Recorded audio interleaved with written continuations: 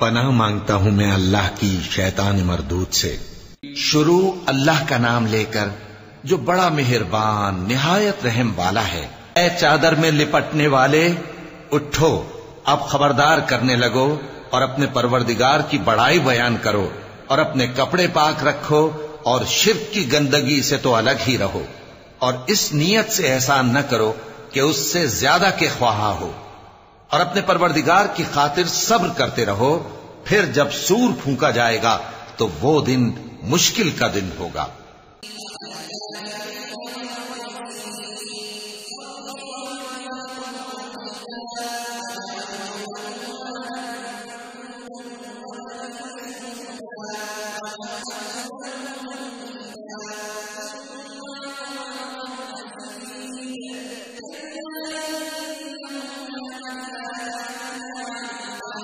یعنی کافروں پر آسان نہ ہوگا۔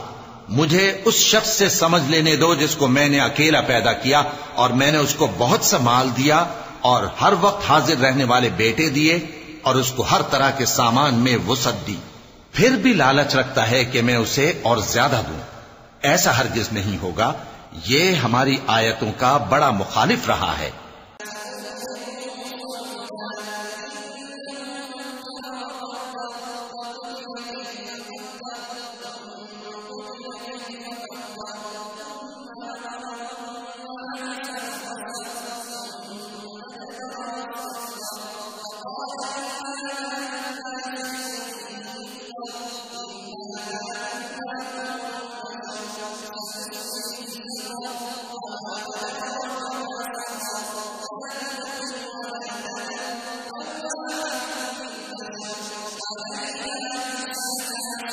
میں اسے ایک بڑی چڑھائی چڑھاؤں گا۔ اس نے غور و فکر کیا اور ایک بات ٹھہرا لی، یہ مارا جائے، اس نے کیسی تجویز کی، پھر یہ مارا جائے، اس نے یہ کیسی تجویز کی، پھر اس نے نگاہ کی، پھر تیوری چڑھائی اور منہ بگاڑا، پھر پیٹ پھیر کر چلا اور تکبر کیا، پھر کہنے لگا یہ تو جادو ہے جو پہلے لوگوں سے برابر ہوتا آیا ہے، پھر بولا یہ اللہ کا کلام نہیں بلکہ بشر کا کلام ہے، میں ان قریب اس کو سقر میں داخل کروں گا، اور تم کیا سمجھے کہ سقر کیا ہے؟ وہ ایسی آگ ہے کہ نہ باقی رکھے گی اور نہ چھوڑے گی، اور بدن کو جھلس کر سیاہ کر دے گی، اس پر 19 داروغہ ہیں۔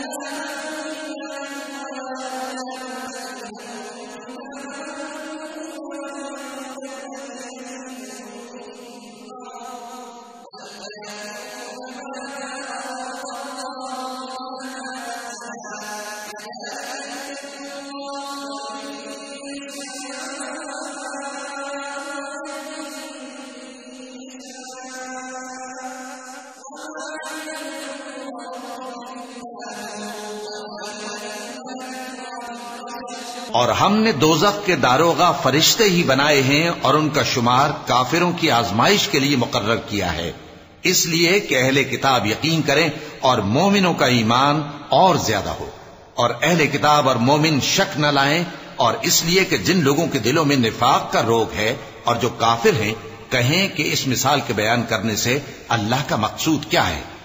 اسی طرح اللہ جس کو چاہتا ہے گمراہ رہنے دیتا ہے اور جس کو چاہتا ہے ہدایت دیتا ہے، اور تمہارے پروردگار کے لشکروں کو اس کے سوا کوئی نہیں جانتا، اور یہ قرآن تو بنی آدم کے لیے نصیحت ہے۔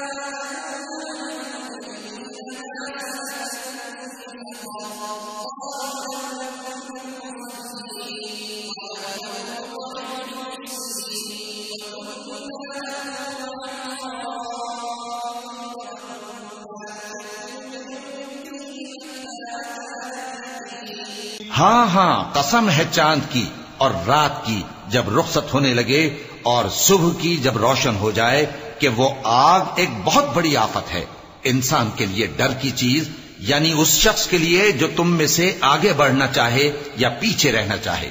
ہر شخص اپنے کرتوتوں کے باعث گرفتار ہوگا، مگر داہنی طرف والے نیک لوگ جنتوں میں ہوں گے اور پوچھتے ہوں گے، یعنی آگ میں جلنے والے گناہگاروں سے کہ تم دوزخ میں کیوں پڑے؟ وہ جواب دیں گے کہ ہم نمازیوں میں شامل نہ ہوئے اور نہ ہم فقیروں کو کھانا کھلاتے تھے اور ہم بحث کرنے والوں کے ساتھ مل کر بحث کرتے تھے اور روز جزا کو جھٹلاتے تھے یہاں تک کہ ہمیں موت آ گئی۔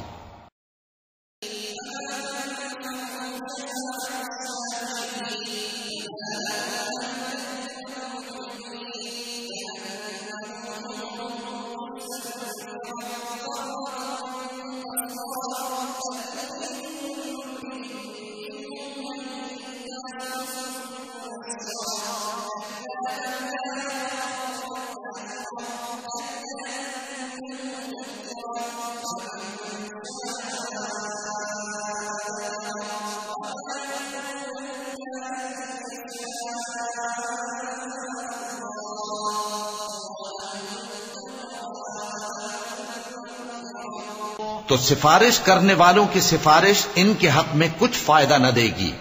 ان کو کیا ہوا ہے کہ نصیحت سے روگرداں ہو رہے ہیں، گویا گدھے ہیں کہ بدک جاتے ہیں جو شیر سے ڈر کر بھاگ جاتے ہیں۔ اصل یہ ہے کہ ان میں سے ہر شخص یہ چاہتا ہے کہ اس کے پاس کھلی ہوئی کتاب آئے، ایسا ہرگز نہیں ہوگا۔ حقیقت یہ ہے کہ ان کو آخرت کا خوف ہی نہیں۔ کچھ شک نہیں کہ یہ قرآن نصیحت ہے، تو جو چاہے اسے یاد رکھے، اور یاد بھی تبھی رکھیں گے جب اللہ چاہے۔ وہی اس لائق ہے کہ اس سے ڈرا جائے اور وہی معاف کرنے والا ہے۔ صدق اللہ العظیم۔